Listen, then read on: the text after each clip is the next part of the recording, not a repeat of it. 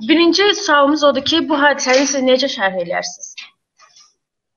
Aa, Siz bilirsiniz ki, bir neçə həftə bundan qabaq İlham Əliyev Nazir Azad Rəhimov vasitəsilə şəxsən mənə ölüm hədəsi göndərmişdi və demişdi ki, Berlində sən belə azad gəzə bilməyəcəksən, biz dövlət səni tapıb cəzalandıracaq.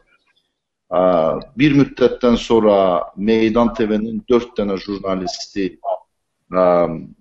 Azərbaycanı tərk edə bilmədi. Yəni, qeyri-qanuni olaraq onları saxladılar. Heç bir hüquqi sənəd göstərilmədən onlara deyildi ki, onlar Azərbaycanı tərk edə bilməzlər. İndiyənə qədər də onlara deyilməyib, göstərilməyib ki, hansı səbəbdən onlar ölkəni tərk edə bilməzlər. Və indi də ki, mənim həyat yoldaşımın qardaşını həbs edilər və çox absurd bir ittihamlarla, güya ki, o narkotik satır. O IT ekspertidir və o ümumiyyətlə mənim fəaliyyətimlə, mənimlə də onun heç bir əlaqəsi yoxdur. Və bu sadəcə bu hökumət İlham Əliyev deyirdi ki, Avropada faşizm yayılıb.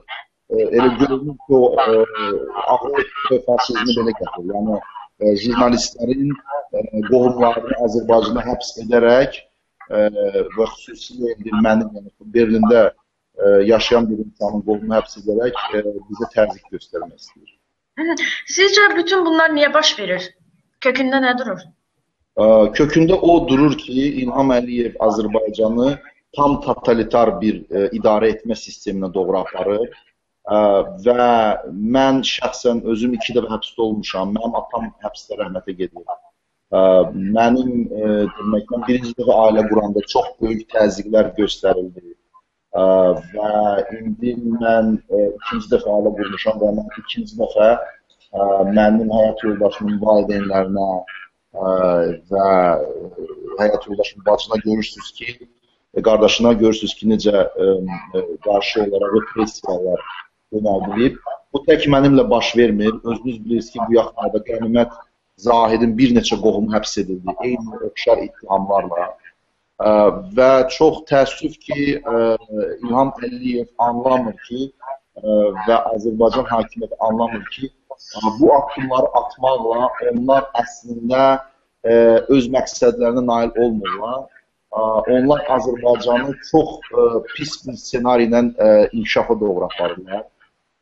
Və mən inanıram ki, İlham Əliyev və onun ailə üzvləri gün gələcək bütün bu cinayətlərinə görə məhkəmə qarşısına cavab verəcəklər. Siz ABŞ və Qərb dövlətlərini susqunluqda günahlandırdınız. Gözləntiniz nədir? Onlar hansı addımlar atmalıdırlar ki?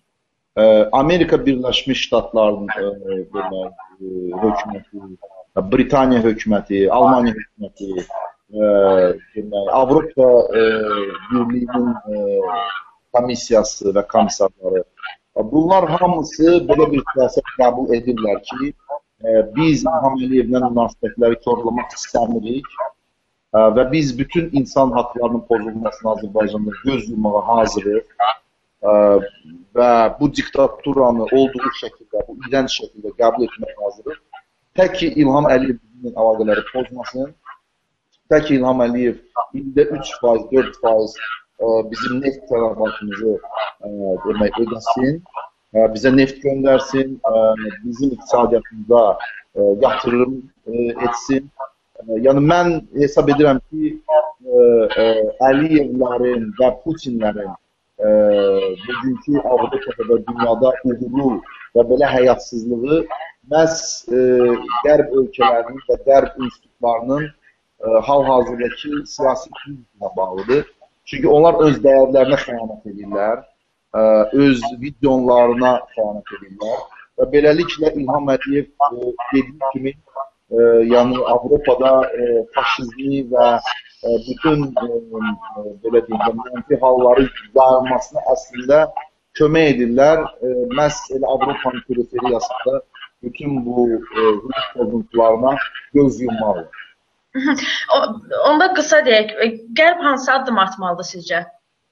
Mən hesab edirəm ki, artıq Əliyevlərə qarşı birbaşa sanksiyalar, yəni Əliyev ailəsinə qarşı, İlham Əliyevə qarşı, Mehriban Əliyevə qarşı, Leyla Əliyevə qarşı, Arzu Əliyevə qarşı demək, birbaşa şəxsi sanksiyalar tətbiq olunmalıdır. Onların xaricdəki demək, biznesləri, bank hesabları dondurulmalıdır. Onlar artıq beynəlxalq jurnalistlər qrupu sübut edib ki, bir araşdırmalarla sübut edib və bu araşdırmalar davam edib. Sübut edib ki, bu ailə hansı ki qeyri-legitim olaraq hal-hazırda hakimiyyətdədir. Bunlar milyardlarla pul oğurlayıblar Azərbaycan dövlətindən və Azərbaycan xalqından. Və sözsüz ki, bunlara qarşı tək Əliyevə qarşı yox, Putinə qarşı, bütün bu diktatorlara qarşı tam açıq şəkildə sanksiyalar tətbiq olunmalıdır.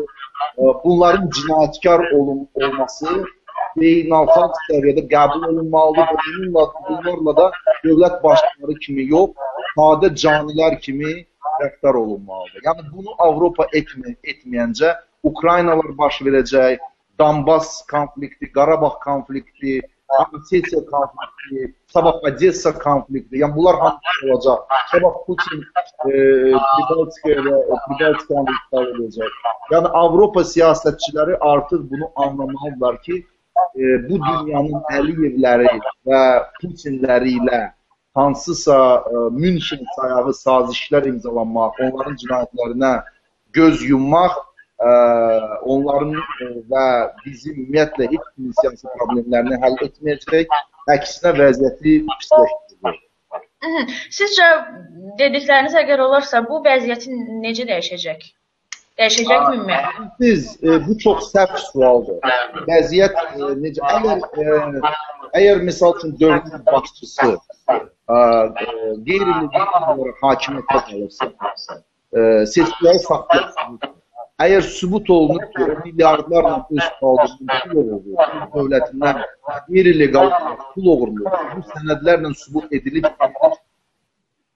bu insanlar beynəlxalq məhkəmələr qarşısında cavab verməlidir və bunlara qarşı sanksiyalar tətbiq olunmalıdır. Bunlar cinayətkarlar kimi qəbul olunmalıdır. Bunlar legitim dövlət başçıları kimi dünyada istədikləri ölkələrə gedirlər.